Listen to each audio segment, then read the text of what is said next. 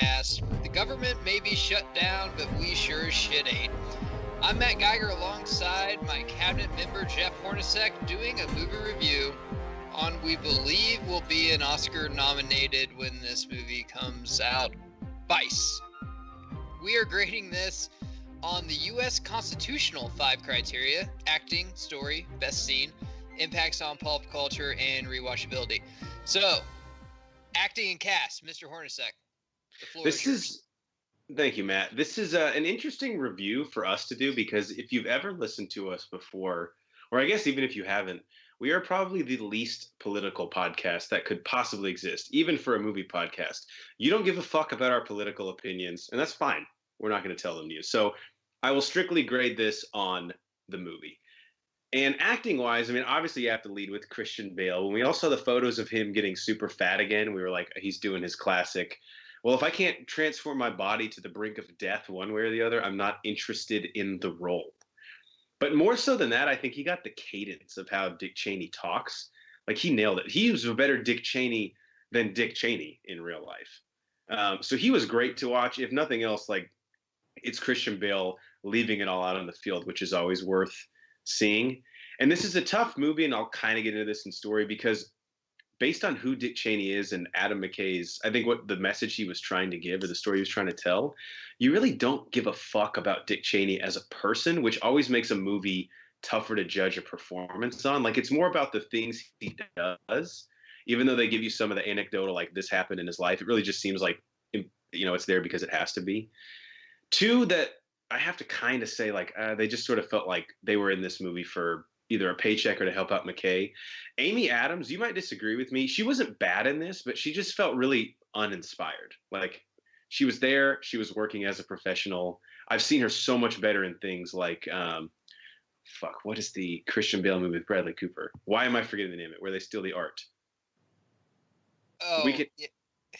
We'll edit this out. I'll look it up here in a second. I remember. You're at home wanting to the 1970s movie, yeah. Right. You're at home wanting to kill me because I can't remember the name of it. I felt she was better in that. And then Steve Carell, he has done some great dramatic performances, but I think because he was so comedic in this, American Hustle. Sorry, that's the name of the movie. Yeah. Because he was so funny in this, you have to look at him again as like Michael Scott or Brick Tamland, and I didn't want to look at Donald Rumsfeld that way.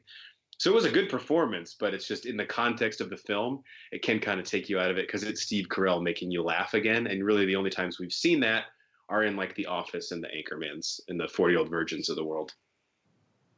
So Bale was perfect. I thought Sam Rockwell, dude, I wanted more of him. He was a great Bush. He wasn't in it that much, though. Yeah, you know he's my boy. It was definitely a Cheney movie for sure. I thought he'd be in it a lot more, but it went... We'll get into more of that in story. Steve Carell, I can look at him and not think Michael Scott anymore. He's a fantastic actor, and I thought he did a fantastic job in this as Rumsfeld. Once again, not political. Dude, I had to look up who fuck Donald Rumsfeld was. That's how unpolitical I am. Maybe that's good then for us to review this, so right? I thought after Amy Adams, I will disagree with you. She is the greatest actress in Hollywood today. I thought she did a great job as Lynn Cheney, especially for somebody, if you like hate the Cheneys, I hated her in this. And I love Amy Adams so much, so I knew that she was doing a good job because I'm like, dude, you only care about him when he's on top. And when he's on bottom, you just basically hit him on the head like, you're not good enough for me. I should have done something else. And is that the way Lynn Cheney is? I don't know. You know, who knows how accurate this story really is, but I thought she did a fantastic job. One person that you left out, actually, too, Jesse Plemons was awesome in this, and actually, he's great in everything he's in. Just his role was so difficult to pin down, like what it was, like him being. I understand he's the heart donor for Cheney, and by the way, spoilers if you haven't seen this movie, but all this stuff has already happened in real life. And it just seems so abstract. I was like, is he even like a real person half the time? And I think I just got more distracted with like, who the fuck are you? That I couldn't really focus on what he was saying or doing. I thought one of Cheney's daughters might have went transgender and that was them. I thought the twist was way bigger than it was. Once again, not political, don't know what's going on. And Tyler Perry, stop dressing up like a woman because, bro, you can act. And he was great. Seriously. Take yourself seriously, because in this and in Gone Girl, I think he's been very, very good. Like you could Absolutely. have a role as a dramatic actor. Okay, going into story, I'll just take this right off, guys. This story was fine. I'll have to say this once again: we're not political. I don't really care if you're left. I don't care if you're right. As long as you like movies, you like to drink beer and laugh at us. I'm glad that you're on our channel. But I'm getting kind of. This was definitely a Hollywood left movie. They're definitely giving shit to the Republican Party and they're evil and they're the reason ISIS is here now and stuff. Now, as a millennial, I question a lot of that. I haven't seen facts of that. Not that I'm pulling for the Republican Party or anything, but I hate when movies are one side or the other. However, JFK is one of my favorite movies ever because it just attacks our government as a whole. Because I don't really care if you're left or right. I think both sides do shady shit because that's just the way shit's done in Washington. And I can understand that. And I don't think one side does it more than the other. I think they do it equally. So going into this story, I thought it was a good prequel story on Cheney. I thought they did a good job on Cheney, kind of building him up a la kind of Batman Begins, where I kind of saw where he began and how he got into a political power and basically how he took control of Washington, D.C. as a vice president. Now, a lot of people will consider that evil what he did. And, you know, you can think of that or not. I thought it was kind of actually smart how he did it because power is gained and controlled and feared. You can't just get it by being nice. And if that's how the story really took place, I kind of thought that was kind of interesting, I guess.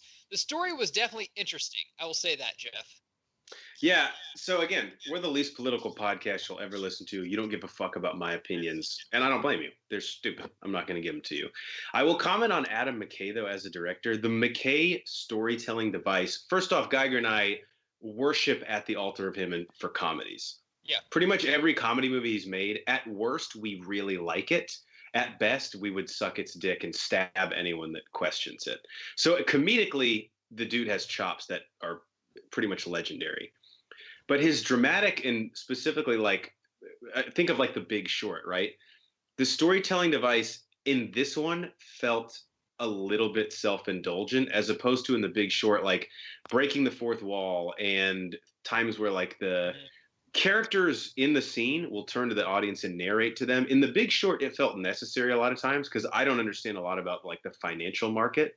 So I was like, oh, thank God you explained that to me. Like, even if it makes me feel stupid, I know I need to know that for the plot. The way it was done in this movie, so sporadically and in very different ways, it didn't feel, and maybe this is just inherent to the story he's telling, but it didn't feel as fun, right? It felt more like he's talking down to me. Like, I don't really understand what's going on, so let me explain it to you like a baby. Whereas in The Big Short, he said, hey, just so you know, we don't leave the station without you. This is what this term this guy's about to use means in the financial markets. And also, real quickly, Geiger, I know Cheney's story is difficult to tell as there's no real, like, he's still alive. There's no clear end point. And also, everything that happened when he was serving as the vice president is like, I think the whole point of the story is Cheney did all this. He wanted power and control, but he didn't want to be the guy out in front of cameras. And that's why him and Bush were such a good team. So a lot of it's difficult to tell and brings into question, like, well, how much of this actually happened because we didn't see it, which, again, that's a whole nother story. But I think for me, more with the way the story was told, the Adam McKay narrating device, and this one I felt like he was treating me like I was an idiot, or I felt like an idiot. Words in The Big Short, I was like, oh, thanks for like explaining that to me. Well, in this movie, it's hard to be fun with this movie because it's about 9/11. It's about soldiers losing their lives. It's about, I mean, it's not about just the housing market crash. I mean, the housing market crash might have hurt some people's pocketbook, but it didn't really hurt, you know, having your, you know, son not coming home because he enlisted in the army and stuff. So it's harder to be fun. I know they tried to be, it was more dark fun, kind of like how Oliver Stone did JFK, which I was fine with. Now, moving right into best scene, Jeff, I'm going to do something if it's okay with you. And Banner's producing this right now. Can I do worst scene? Because I just want to talk about something in this fucking movie that really pissed me off. That's why we have the pause. When you As say producer, Dick Cheney, I approve. okay. When you say Dick Cheney to me, yeah. Thank you, Jesus. When you say Dick Cheney to me, all I think about is, didn't he fucking shoot someone when he was hunting once? And then the guy apologized. That's all I think about. And in this movie, it seemed like to me they just kind of mulled over that. They showed it in the trailer, but in the trailer, that's all you got in the movie. And then all that happens was the one guy that got shot apparently apologized, but it didn't say, did the gun accidentally go off? Did he mean to do it? That's the only reason I really watched this fucking movie. I'm like, dude, they're going to dive deep into conspiracy theories. Like, that dude might have, like, had sex with his wife, like, in high school. There was nothing to it. So I thought that was the worst scene. That was the time I was finally on the edge of my seat. I'm like, okay, what happened there? And they didn't give me fucking anything. I was pretty disappointed. I'm kind of with you. I mean, prior to this movie coming out, if you were to Google Dick Cheney, I think one of, if not the first news story would be him shooting the guy with buckshot on the hunting trip. Yeah. And it's just kind of glazed over. I know McKay had like a laundry list of things he wanted to get to. So I guess, I mean, it's tough to see that. Like, I'm assuming a lot of it was just on the editing room floor. But yeah, I'm with you, man. That was like one of the most well-known things that happened while Cheney was in office. And I would have liked to see more of that, or at least like, even if McKay has a theory, man, I'm in the theater, bro. Just at least throw it at me, even if it's, half baked. My favorite scene, I have to kind of bite my tongue here, talking about the Adam McKay narration device. Dude, the fake roll to credits was actually one of the more inventive and clever scenes I've seen in a movie all year. My girlfriend legit thought the movie was over halfway through, and they put up like, Cheney has competed in 4 Ironman competitions and his heart is fine and he retired from politics, and they roll like the actual cast list across the screen. I knew it wasn't ending because I knew none of those things were true, and I started laughing, and she was like, why are you laughing? Like, that's the end of the movie. I'm like, no, it's not. It's a joke. So that, I know it's going to be polarizing, either hit or miss. I just thought, to me, like, that's Adam McKay at his best, man. He made me laugh. I thought that was humorous. Does it take you out of the movie? Of course. But that's the gambles that he makes, is he kind of wants you to be taken out of the movie, and he kind of sort of challenges himself. Can I suck you back in? And for me, dude, I thought that was funny. That missed for me bad. And my wife thought it was over too, but I just thought that was him so desperately trying to be Scorsese or Tarantino or Oliver Stone. A lot of that stuff I just felt like it missed. And them ordering like weapons of mass destruction at lunch or whatever when they're the steakhouse missed for me. I'm just like, dude, I get it. You're trying to be natural born killers, but you're not. It's just not as I don't know. Maybe it's just because I've seen those movies so much and I've seen them done so well that I just think that this is overplayed and you're just trying to do something else. But so going right into impacts on pop culture, Jeff, what do you think? I mean, they're not going to make a Vice 2, but yeah, I don't think they'll. Maybe the segment will be Viceroy, and it'll be the guy from Phantom Menace. Is that legal? I will make it legal. Impact, I mean, I think this film has a shot at Best Actor for Bale, maybe screenplay for McKay in terms of a nomination, I mean, for both of these. I'm not sure. I mean, I think this is a year where there's no like real clear-cut favorite for Best Picture, especially after Bohemian Rhapsody seemingly like shocked the world at the Golden Globes. I mean, I didn't think anything was like that far and away above anything else, so nothing would surprise me, but I wouldn't be surprised if this gets a Best Picture nom. And while I liked it, if it does win or takes home a few awards, I'll be pretty surprised and have to say that this was one of the weaker years for the Oscars. I mean, this was a movie for me that like I watched it. I get what they're going for, regardless of my political affiliation. I think it was just the way Adam McKay told the story. It didn't ring home. I wasn't annoyed. I didn't hate it, but it's not a movie that I'm like, dude, you got to check out Vice. Okay, I'm gonna just straight Matthew McConaughey you here right here from A Time to Kill. If I just want everyone listening to close their eyes, unless you're driving, of course. Or no, still do it. Feel the road. But if you really like this movie, just close your eyes and think about everything you like about this movie. Now imagine it's about Obama. Okay, everyone turned off. It's just the whole Hollywood thing about them just going after. I like when they go after our government, but this is just so like Steve Carell's doing a show here in a second called like the Space Force thing. It's just so like I get that you guys don't like Trump and stuff, but this I just don't think it's that creative. The whole impacts on pop culture where Hollywood is just shoving it down our throat that they don't like one side of the government. I get it. I really don't fucking care about it.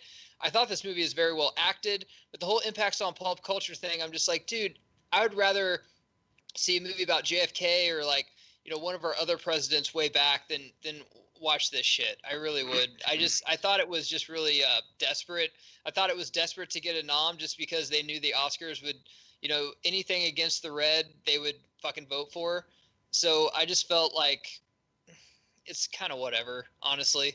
I will say this: it's tough to make a biopic creative. Like, you're telling someone's life story. I mean, if you want them to... JFK was extremely creative, though, the way they did it. This was right, but if you think that movie is about JFK's life, then you haven't seen it. No, it wasn't about JFK's life. It was about the assassination, but this was more about 9/11 and creating ISIS, really. But that one, JFK was creative. This was desperate just to basically show one side that you were stupid for voting, and that was pretty much all it was, in my opinion. That's what it was. Once again, I'm a guy who's never voted and don't give a fuck. I've just watched movies, and I'm just like, you're either, I mean, some movies are like, hey, look how great I am, and some movies have their top off and ask me, please fuck me in the back of my car, and that was this movie. Okay, going into rewatchability, I don't know if I'd watch this again unless it was with a friend that would be like, hey, you want to watch? This is not a drug movie. This is not a stoner movie like, once again, I'm preaching on JFK or, you know, anything like that. Assassination of whoever. This is not a stoner movie that you want to get stoned and rewatch again and talk about theories. I don't believe. The only way I would rewatch this, and again, it's not like I dislike the movie at all. It's just like the subject matter. It's not something like you really want to go back and revisit. It's not like a fun, let's throw this on before we go out to the bars. But I would actually love to listen to this movie with a commentary from Adam McKay, Christian Bale, and Steve Carell on it. I mean, that would be fucking fun to listen to. Yeah. Those three people, especially Christian Bale, like, you know, I'm so deep in the process at this point. I don't even fucking know where Christian ended and Dick began. And then Steve Carell is just always great to listen to. And Adam McKay, if you've ever heard his director commentaries, he's fucking hilarious. So I'm sure that he would be more serious on this one, but there would be times where he would crack me up. That's the only way I would rewatch it. I think it's something like, if you want to have an opinion at the Oscars, I think even Geiger would say this, even though he didn't like it, it's worth seeing in the sense that, like, you want to know what you're do or don't like about it. But if you have to pay money for this in really any respect, I think you might, I don't know, might not be the best investment. And that's coming from someone who, again, political affiliation aside, I'm just talking about the movie. Oh, I like the movie. I thought it was very well acted. I thought the directing was a little desperate. He was like, hey, Oliver Stone, look at me. I can do this too. But I liked it. I just thought it was just, I just thought it was desperate. I really did. And the commentary I like to hear is like, I think her name's Tommy Lauren, the God. And then the yeah. Who's a super left person? Just have like two people on the different sides just commentating on this and just getting a fucking her and like anyone from the cast of The View. Yeah.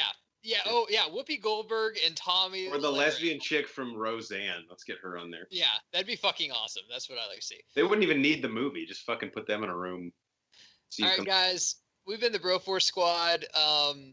Pretty much, if you're Democrat, watch this. If you're Republican, you probably won't like it. I guess that's pretty much what I get from the movie. I don't know, but check out Vice. It's got some good shit, dude. And I think Bale will win some hardware from this actually, because he did a fantastic job. We have a website, broforcesquad.com. We're on YouTube, iTunes. Please subscribe to us on there. Also subscribe to us on Letterboxd and tweet at us at Broforce Squad on Twitter. Until then, I'm Matt. He's Jeff. Banner went to go shit. He was producing, but we'll see you later. It's weird because he brought the computer in while he's taking shit.